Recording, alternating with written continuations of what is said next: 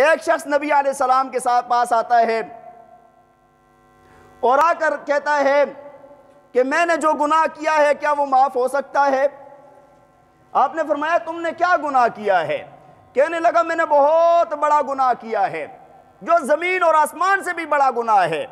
آپ نے فرمایا کیا تو نے زنا کیا ہے؟ کہتا نہیں، زنا سے بہت بڑا گناہ ہے۔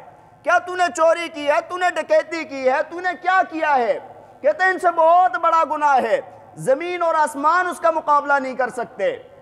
تو نبی علیہ السلام نے پوچھا، فرمایا کہ بتاؤ تم نے ایسا کون سا گناہ کر لیا کہ جس کا تم کہہ رہے ہو کہ زمین اور آسمان سے بڑا گناہ ہے؟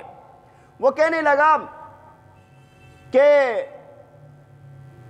میرے ہاں اولاد نہیں تھی، 14 سال کے بعد اللہ نے مجھے بیٹی دی، 14 سال کے بعد اللہ نے مجھے، اور اس وقت مکہ کا رواج یہ تھا کہ مکہ والے یہ کہتے تھے، ابو جہل کی حکمرانی کے اندر وہ کہتے تھے کہ بھئی ہمارے گھر میں کوئی بندہ داماد بنے، ہماری ناک کٹے، یہ بات ہمیں منظور ہے۔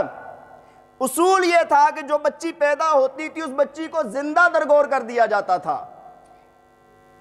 کہتا ہے میرے گھر میں بیٹی پیدا ہوئی اور 14 سال کے بعد اللہ نے اولاد دی۔ جب بیٹی پیدا ہوئی تو میرے گھر والی کہنے لگی کہ اس بچی کو ہم پالیں گے، لوگوں سے چھپا کر پال لیں گے، ہماری ایک ہی تو اولاد ہوئی ہے، اس کو ہم نہیں ماریں گے ہم اس کو۔ کہتے ہیں ہم سب سے چھپا کر اس بچی کو پالنے لگے۔ وہ بچی دن بدن بڑی ہوتی گئی، 1 سال کی ہوئی، وہ بچی پھر 2 سال کی ہوئی، پھر وہ 3 سال کی ہوئی، جب وہ 4-5 سال کی وہ بچی ہو گئی، کہا جب میں گھر آتا تھا وہ بچی آ کے میرے سینے کے ساتھ چمٹ جایا کرتی تھی، جب میں گھر آتا تھا اس کو دیکھتا تھا میری روح کو سکون مل جایا کرتا تھا۔ جن کے گھروں میں بچیاں ہوتی ہیں آپ کو پتہ ہے بچیوں کے ساتھ کتنا پیار ہوتا ہے بندے کو۔ تو کہا کہ یہ حال چل رہا تھا، ایک مرتبہ ابو جہل نے مجھے رستے کے اندر روکا اور کہا کہ مجھے پتہ چلا ہے کہ تیرے گھر میں بیٹی ہے، اگر تو نے کچھ کیا تو ٹھیک ہے، نہیں تو ہم تمہیں بھی سزا دیں گے اور بیٹی کو بھی ماریں گے، تم ہماری ناک کٹوا رہے ہو۔ کہتا ہے کہ یہ بات کر کے نا میں گھر آیا، آ کر بیوی سے بات کی اور پھر میں نے ایک چال چلی کہ میں نے بیوی کو کہا کہ اس بچی کو میرے ساتھ بھیجو، میں اس کو اس کے ماموں کے گھر چھوڑ آتا ہوں، یہ نہ ہو کہ یہاں پر ابو جہل کی فوج آئے اور وہ آ کر اس کو قتل کر دے۔ کہتے ہیں کہ وہ ماں نے بیٹی کو تیار کیا، ماں نے اس کو نہلایا دھلایا، صاف کپڑے پہنائے، دوپٹہ پہنایا، ماں نے اس کو سرما لگایا، ماں نے اس کو خوب تیار کر کے نا میرے ہاتھ میں اس کا ہاتھ دیا کہ اس کو خیریت کے ساتھ ماموں کے گھر چھوڑ دینا۔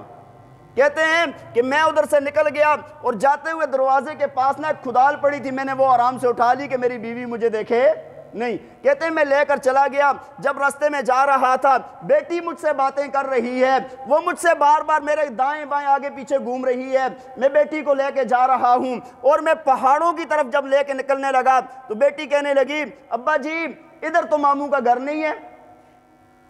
کہتا ہے کہ میں نے اس کو ایک تھپڑ مارا اور میں نے اس کا خاموش ہو جاؤ۔ کہتے ہیں میں لے کر گیا اس کو اور ایک پہاڑ پر جا کر پہنچا، وہاں پر جا کے نا میں نے اس کے لیے قبر کھودنی شروع کی، اس بچی کے لیے میں نے قبر کھودنی شروع کی۔ اب بچی کو یہ پتہ نہیں ہے کہ یہ قبر میرے لیے کھودی جا رہی ہے، یہ قبر میرے لیے تیار کی جا رہی ہے۔ کہتا ہے میں کھدائی کر رہا ہوں، اب مٹی میرے کپڑوں کے ساتھ لگ رہی ہے، میرے چہرے کے ساتھ لگ رہی ہے، وہ بچی اپنے ننھے ننھے ہاتھوں کے ساتھ اور پیار کے ساتھ مجھ سے مٹی جاڑ رہی ہے، اور پھر وہ کیا کرتی ہے جب مٹی زیادہ ہو جاتی ہے وہ میرے ساتھ وہ مٹی نکلوا بھی رہی ہے۔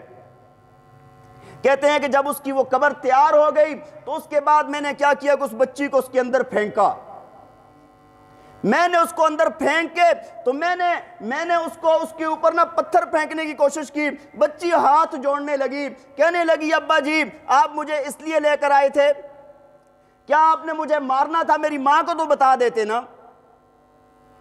میں ہاتھ جوڑ کر کہتی ہوں کہ ابا جی آپ مجھے چھوڑ دیں، میں جنگلوں میں گزارا کر لوں گی، میں درندوں کے ساتھ رہ لوں گی، لیکن مجھے آپ اپنے ہاتھوں سے نہ ماریں، میری جان کو بخش دیں۔ کہتے ہیں کہ میں نے اس کی ایک بات نہ سنی، اس کے اوپر میں نے پتھر پھینکے، اس کے اوپر میں نے مٹی پھینکنی شروع کی، بچی چیختی گئی اور بچی کی آوازیں کرتے کرتے بند ہو گئی۔ اللہ کے نبی نے جب یہ بات سنی، صحابہ بیٹھے تھے، آپ کی مبارک آنکھوں سے آنسو بہنے لگے، آپ رونے لگے، آپ کی آنکھوں سے ایسی برسات ایسے آنسو بہ رہے تھے جس طرح ساون کا بادل برستا ہے۔ ظالم تجھے اتنا بھی خیال نہ آیا تو اس کو چھوڑ دیتا؟ وہ تجھے دہائیاں دیتی رہی، وہ تیرے سامنے بل بلاتی رہی، تیرے سامنے ہاتھ جوڑتی رہی، تو نے اس کو چھوڑا کیوں نہیں ہے؟ وہ کہنے لگا کہ میں وہاں پر اس کو دفن کر کے واپس آ گیا، اور آ کر آج 40 دن گزر گئے ہیں کہ جب بھی سوتا ہوں وہ بچی خواب میں آتی ہے، آ کر کہتی ہے کل قیامت کا دن ہوگا، تیرا گریبان ہوگا، میرا ہاتھ ہوگا، تو نے مجھے بے وجہ بغیر کسی خطا کے قتل کیا ہے۔ اللہ کے نبی رو رہے ہیں، صحابہ کرام رو رہے ہیں کہ یہ کیسا بڑا ظلم کر دیا۔ یہ تو ایک واقعہ سامنے آیا، ایسے سینکڑوں واقعات ہو رہے تھے اس وقت کے اندر۔ تو اللہ کے نبی نے فرمایا، اللہ کے نبی سے پوچھنے لگا اب میں اسلام لانا چاہتا ہوں، میں توبہ کرنا چاہتا ہوں، کیا میری توبہ قبول ہو جائے گی؟ اللہ کے نبی کی مبارک آنکھوں میں آنسو تھے، اور آپ فرمانے لگے، فرمایا ہاں اب اگر تو توبہ کرے گا اب بھی تیری توبہ قبول ہو جائے گی۔ ایسے ظالموں کے لیے بھی اللہ کے نبی رحمت بن کر آئے ہیں۔ اسی وجہ سے تو اللہ نے فرمایا نا وَمَا أَرْسَلْنَاكَ إِلَّا رَحْمَةً لِّلْعَالَمِينَ، اے پاک پیغمبر ہم نے آپ کو تمام جہانوں کے لیے رحمت بنا کر بھیجا ہے، کائنات کے ایک ذرہ بھی آپ کی رحمت سے باہر نہیں ہے۔